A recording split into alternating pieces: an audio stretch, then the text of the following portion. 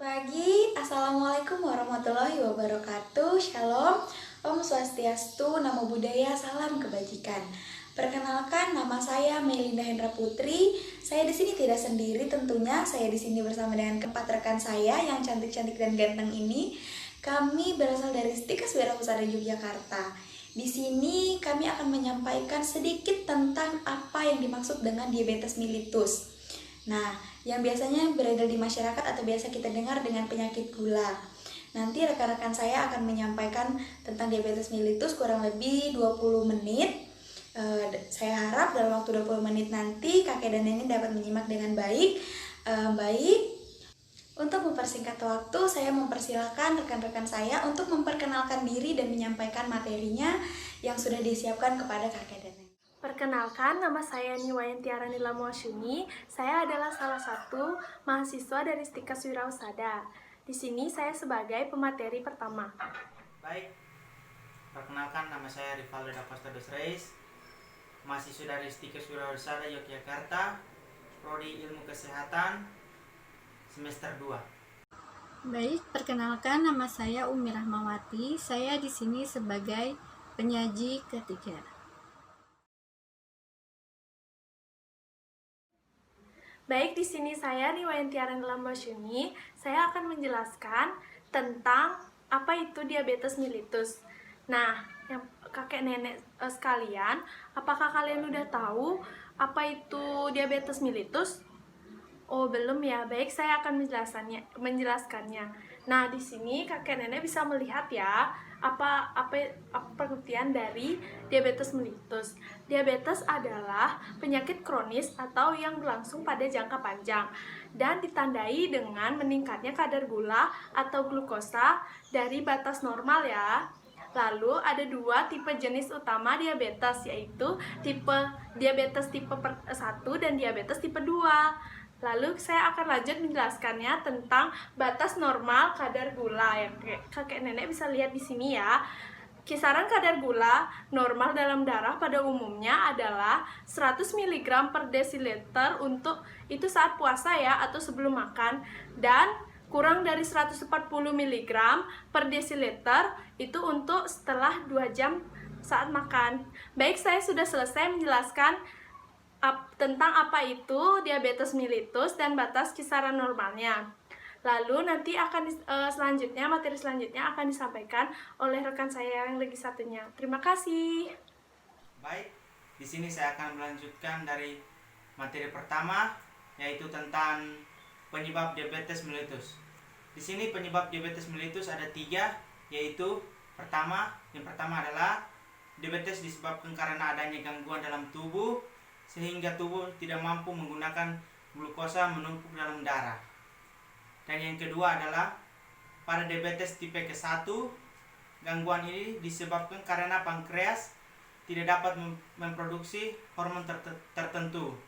Dan yang ketiga adalah sedangkan diabetes tipe kedua, gangguan ini terjadi akibat tubuh tidak efektif menggunakan hormon tertentu dan yang relatif dibandingkan kadar glukosa darah.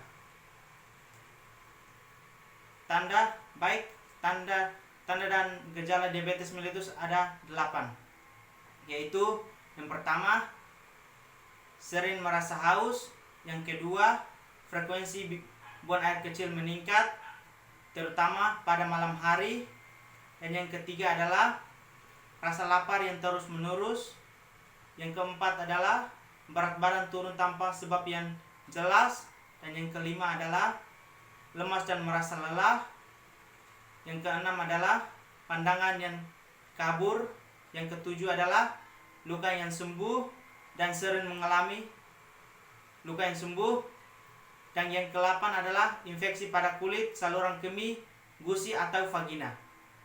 Terima kasih atas kesempatan yang telah diberikan. Di sini saya akan menjelaskan materi tentang faktor resiko diabetes. Faktor resiko diabetes tipe 1 antara lain, yang pertama, faktor riwayat keluarga atau keturunan, yaitu ketika seseorang akan lebih memiliki resiko terkena diabetes tipe 1 jika ada anggota keluarga yang mengidap penyakit yang sama, karena berhubungan dengan gen tertentu. Yang kedua, faktor geografi. Orang yang tinggal di daerah yang jauh dari garis khatulistiwa seperti Finlandia dan Sardinia beresiko terkena diabetes tipe 1. Hal ini disebabkan karena kurangnya vitamin D yang bisa didapatkan dari sinar matahari, sehingga akhirnya memicu penyakit autoimun. Yang ketiga, faktor usia.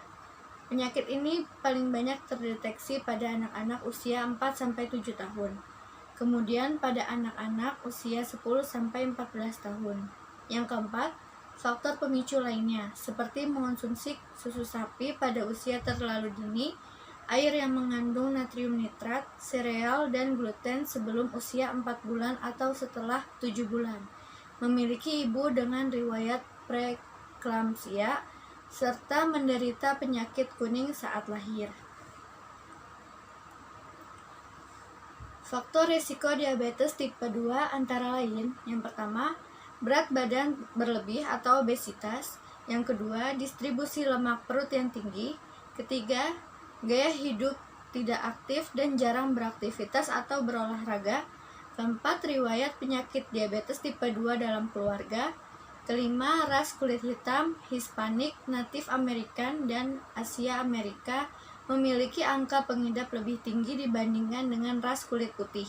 Keenam, usia di atas 45 tahun, walaupun tidak menutup kemungkinan dapat terjadi sebelum usia 45 tahun. Yang ketujuh, kondisi prediabetes, yaitu ketika kadar gula darah lebih tinggi dari normal, tapi tidak cukup tinggi untuk diklasifikasikan sebagai diabetes. Kedelapan, riwayat diabetes saat hamil. Kesembilan, wanita dengan sindrom ovarium polikistik yang ditandai dengan menstruasi tidak teratur, pertumbuhan rambut berlebihan, dan obesitas. Baik, di sini saya akan melanjutkan materi tentang pencegahan dan tips pengelolaan diabetes 4 sehat 5 teratur. Nah, pencegahan itu yang pertama, menerapkan pola makan sehat, lalu yang kedua, menjalani olahraga secara rutin, lalu yang ketiga, menjaga berat badan ideal, dan yang keempat, mengelola stres dengan baik, lalu yang kelima, melakukan pengecekan gula darah secara rutin. Kakek nenek bisa lihat ya di sini ada penjelasannya. Lalu saya akan memberikan materi tips pengelolaan diabetes 4 sehat 5 teratur. Yang pertama, edukasi diabetes. Kita harus rajin mengikuti edukasi diabetes agar kita tahu diabetes itu seperti apa. Lalu yang kedua, lakukan aktivitas fisik. Lakukan aktivitas fisik 3-4 kali seminggu, kurang-kurangnya 30 menit ya. Lalu yang ketiga, pengaturan makan. Untuk menjaga gula darah, kita juga harus mengonsumsi makanan yang sedikit kandungan gulanya ya kakek nenek. Lalu yang keempat, minum obat atau insulin. Lalu yang kelima, monitor gula darah secara teratur. Baik, saya sudah selesai memberikan tips-tipsnya kepada kakek nenek sekalian. Terima kasih ya, saya kembalikan lagi ini ke moderator. Baik, saya ucapkan terima kasih kepada pemateri yang sudah menyampaikan materinya pada pagi hari ini. Jadi dapat kita simpulkan ya Nek, bahwa diabetes mellitus merupakan penyakit kronis atau penyakit menahun yang disebabkan oleh peningkatan kadar glukosa di dalam tubuh kita. Nah, biasanya itu ada tanda gejalanya tadi seperti sudah jelaskan teman saya, seperti kita sering merasa ngantuk, lemas, dan ketika terluka, lukanya sulit untuk sembuh. Kemudian ada pencegahan yang dapat dilakukan pada diabetes mellitus adalah kita menerapkan pola hidup sehat, makan makanan sehat, rajin berolahraga, kemudian rutin untuk melakukan pengecekan kadar glukosa dalam. Sekian materi yang dapat kami sampaikan. Kurang dan lebihnya kami mohon dimaafkan, dan bila ada kesalahan dalam bertutur kata maupun bertindakan kami juga mohon dimaafkan. Saya Melinda Hendra Putri beserta rekan pamit undur diri. Sampai bertemu di penyuluhan kesehatan berikutnya. Saya dan rekan mengucapkan terima kasih atas partisipasi kakek dan nenek pada kesempatan kali ini. Sekian, kami undur diri. Assalamualaikum warahmatullahi wabarakatuh. Shalom.